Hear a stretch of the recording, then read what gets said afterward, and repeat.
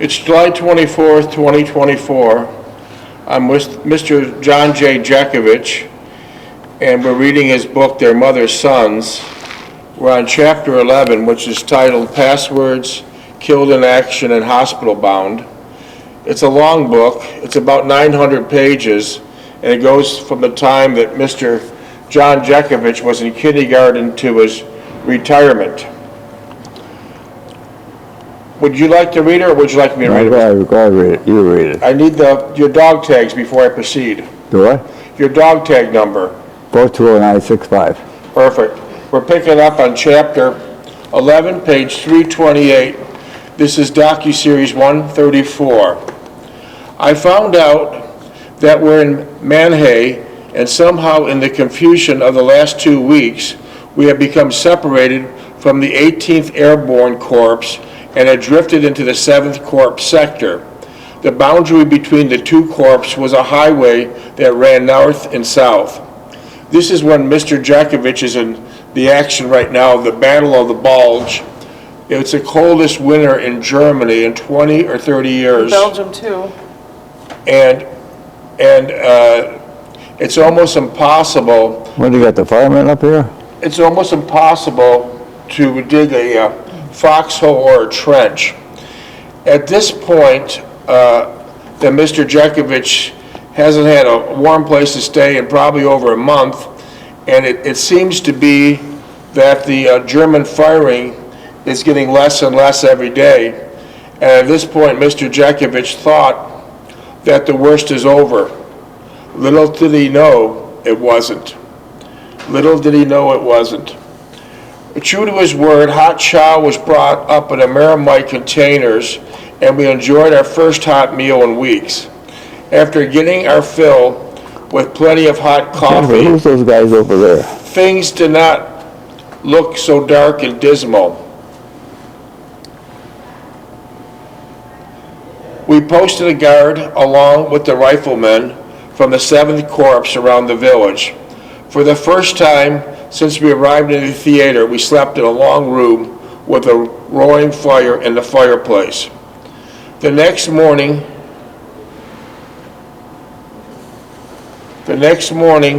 after many hot cakes and much coffee was prepared to move out, we got several boxes of ammos for the gun and some small arms ammunition that were made available from the last airdrop.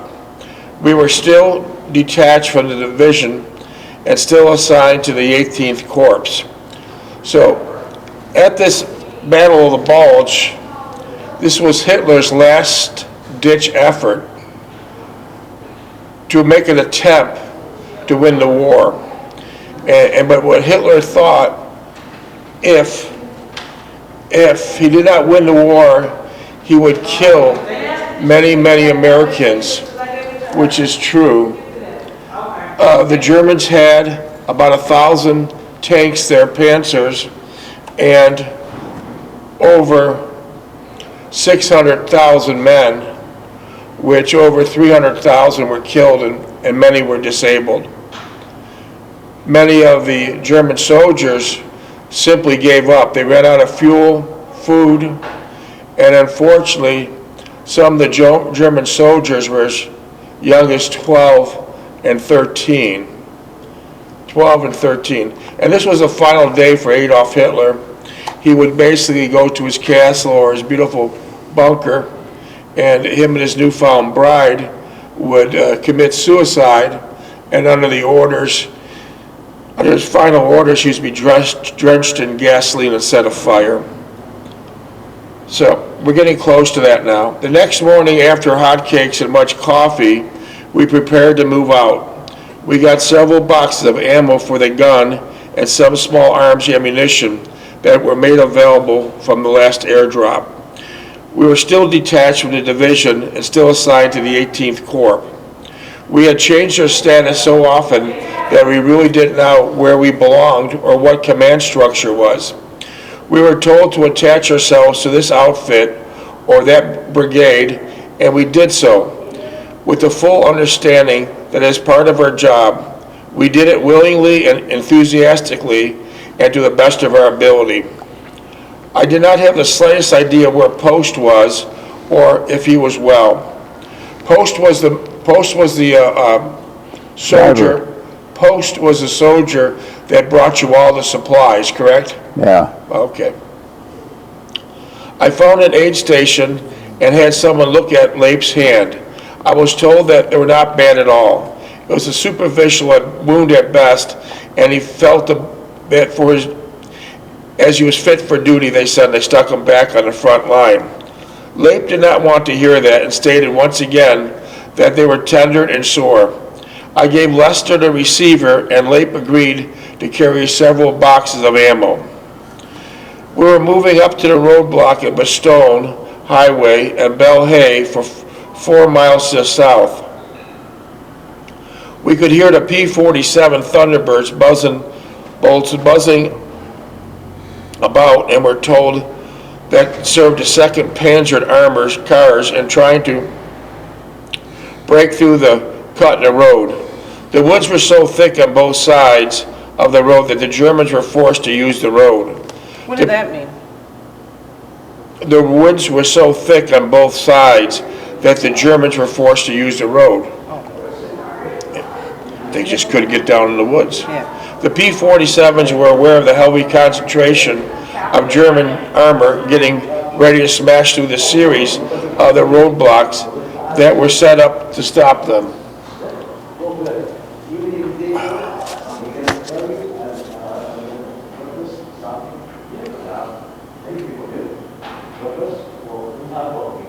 Did you have any comments so far, Mr. Jeckovich? Huh? Did you have any comments so far? No. What do you say about the Panzers, how strong the Panzer tanks were armored? Most of the shells that the Americans shot didn't do a damn thing. Is that true? Yeah, that's right. Yeah, okay. That's right, David. Bright orange and rose identification panels to our immediate front, establishing our position in relation to the enemy.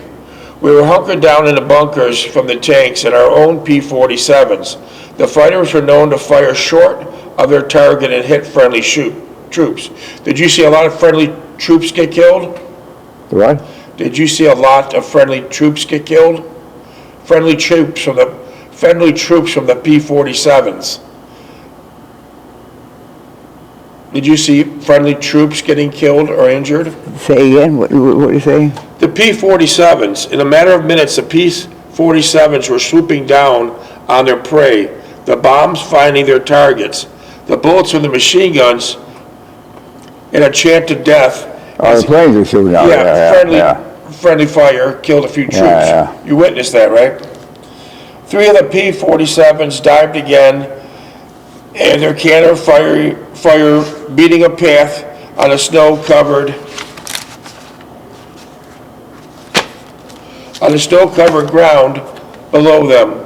Others came in on their own targets, gliding dives, and we could see the single bombs dropping towards the targets. A single plane headed in a bomb run. It's a missile found its mark. A cluster of Mark IVs beating a path into the woods nearby. The Mark IVs weren't as powerful as the Panzers, is that correct, Mr. Jeckovich? What's that? The Mark IVs weren't as powerful tanks as the Panzers, is that correct? They were probably equal, yeah. Okay. Suddenly it was over. The planes climbed high into the sky and soared off to the rear. They made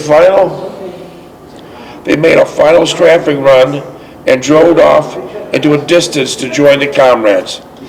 The area before us was black with smoke. Let it go. Was black with smoke. Let it go. The area before us was black with smoke from the burning German armor. The 2nd SS Panzer Division had suffered a major setback, with most of its armor destroyed and its infantry cut down. A regiment of infantry sent in after the P-47s had done their job. We were part of that regiment sent in to capture or destroy the remaining enemy. From the line of departure within the forest, the attacking regiment was spread out in a company abreast. We were with a rifle platoon on the right flank, advancing through the woods and into the clearing. We set up a tree line and watched as the lead scouts advanced upon burning the tanks 20 minutes. 25 yards away. The rifle platoons were going through us as they advanced as we followed closely behind. Suddenly there was a mortar barrage coming from the village past the clearing. Our scouts were in the villages now, and were presumably trying to relocate the enemy mortars and their position back to the CP. Some of the rifle platoons were caught in open, and the rest a little further back scurried into the woods once again. Screaming Mimi's multiple rockets were landing all over, which added to the confusion. We wondered where the Germans found their inexhaustible supply of ammunition and weaponry. The shell landed nearby, which jarred Leip and me, and Leip was all for getting out of the area. I stated quite apathetically that we're staying put. No matter what, I did not leave the riflemen stranded alone in the open without some hope of being rescued or aided out of their predicament. The mortars were bracketing in our position because we're not dug in the situation, become precarious and uncertain. We were vulnerable. The mortar shells were landing all about us. As we hugged the frozen ground, we had hoped and prayed that the scouts had found their position. The barrage lasted for about 10 minutes, but it seemed longer than that. I looked to check on the squad. As I crawled from one person to one person, I discovered that Lester had gotten hit with shrapnel and was dead. Two of the replacements were badly torn up. As the medic was circulating among the wounded, the dead, he came upon two replacements. After taking a look at their condition, he shook his head. He gave each one of them morphine injection to ease their last moments and went about his tour of the wounded and dead. I went back to Lester's body, removed one of his dog tags, and thrust it into my field jacket. I stood there looking at what remained of him, thinking of many times I had depended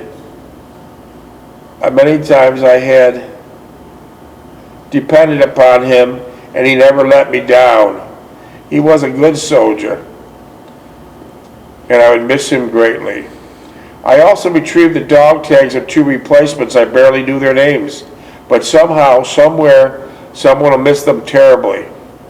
I felt a pang of sorrow at the thought of not knowing them more personally, and for not showing them more of the giving nature. There was always something more critical in nature, and there was no room for personal contact. We did not have the luxury of developing friendships. There was no one left in the squad but Leip and me, and of course there was Post. A lieutenant came by and told us to stand fast. A platoon of Shermans was entering the village from the east to see if they could get rid of the mortars. We heard the numbers rumbling and squeaking of the threads as they labored through the snow towards the village. I wondered where the scouts in the village were, and I probably would never know. Soon there was sharp renaissance sound of 75s on the Shermans. They had found the mortars. After a few minutes, the riflemen started to move from the clearing toward the village. This time Leip and I was made into the village with the gun belts, ammo hanging on our necks. We were told to be alert for snipers at the windows of houses and not to do too much moving about. The Shermans were cruising the streets looking for snipers and firing their 75s directly at the windows when they spotted one. The riflemen spread out throughout the town. Leip and I sat the gun down and waited for further orders. I felt that I had to tell someone that our squad was completely wiped out and they were only to the left. Among the confusion and moving about, it was best to sit tight and take it easy for the time being. It appeared that the German had pulled out after the mortar barrage, leaving the snipers to keep off their balance. We were told to set up a roadblock on the main road leading to the village. It was then I was informed of Major that we're short-handed. He answered that he would furnish a couple of replacements shortly and told me to go about setting up the roadblock. This was rarely accomplished, as the Germans had conveniently built a substantial bunker with a log roof. At first checking the booby traps, we moved in and set up a gun into position. The bunker was fairly large and roomy for 2 men, and the equipment we were still without our blanket roll, and it became night. The temperature began to drop once again. Leip muttered something about his hands. The only thing I could relate to was how Lester looked as he lay torn apart by the mortar fire. I sensed nothing and started out the slit of the bunker into the darkness. I could hear tank tracks rumbling about to our front. They sounded like Shermans, but I was not sure. I still had Lester at my mind. No one was shooting up flares, so it had to be Shermans. I looked outside. It was pitch black. I figured the flares we had with us in the bunker, hoping that we would have to use them. Leip was still asleep, and he did not wake him just yet for his turn on the gun. I would give him another half hour. A soldier came up from the village and said there was a hot coffee at one of the houses. We could go there with our canteens and fill them up. I woke Leip and told him to stay awake, as I'd go for some coffee. I got his canteen along with mine and started to walk the village. There were riflemen all about in various holes the Germans had left, and they too sensed that the worst was over, or at least for the rest of the night. As I walked back with a hot coffee, I spotted a leg from the knee down, lying in the road with its bloodied boot still on. It appeared to be a German foot, the appearance of the boot.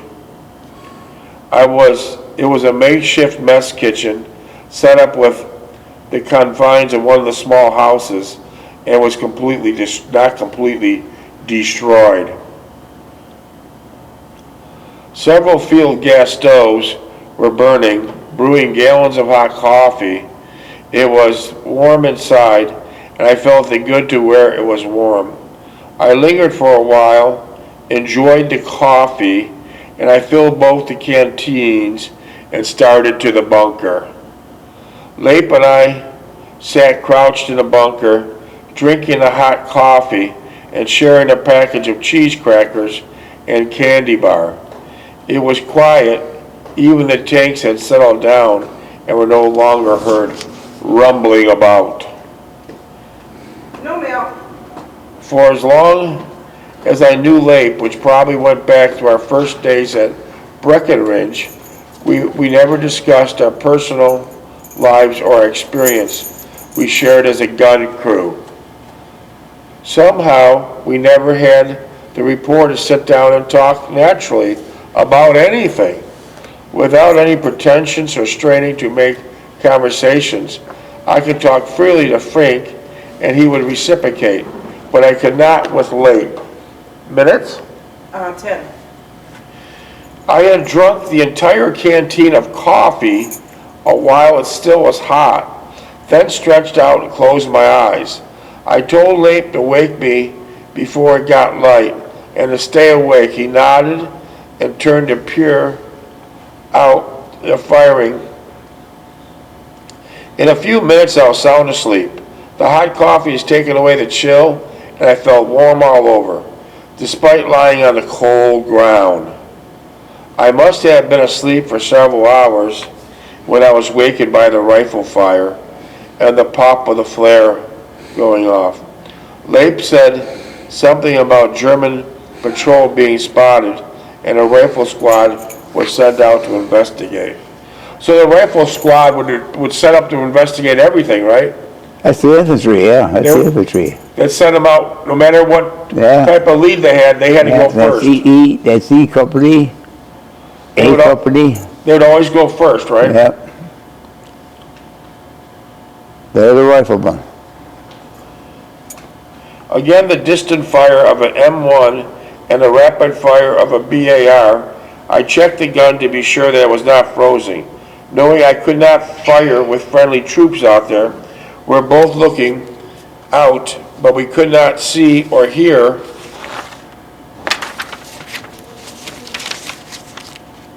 anything. I checked my M1 to see if it was not frozen. You had some problem with weapons being frozen? What? You had problems with weapons being frozen? Oh, yeah.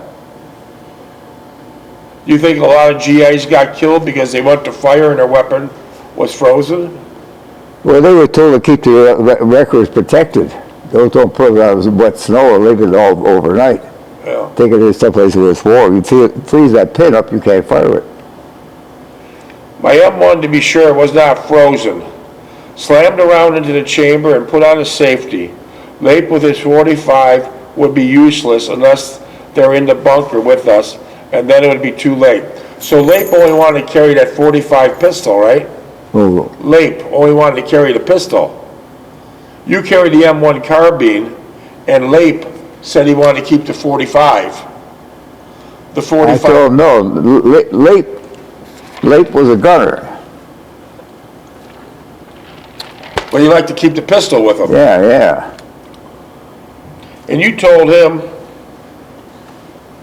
that his 45 would be useless unless the Germans were in the bunker with us. Yeah. And then it would be too late. Eventually, I want to read this. You had a question. Okay, we have a question for you here. Okay, I'm going to read a question. Are you ready? What? I got a question. Could you answer this question that someone sent to you? From who? Someone sent you a question. Her name's Cassie. Cassie, you ready? Her question is, my uncle was also a member of the 291st Regiment of the 75th Infantry Division. Unfortunately, he passed away during the Battle of the Bulge on January 16th. Unfortunately, my great-grandparent, his sister, never talked about him because of the pain. The only information I have is what I've collected online. Would love to find out if you have more available. Okay, she wants to know if you know him. He's a young guy. What was his name? I'm getting to it. Here, let me go down.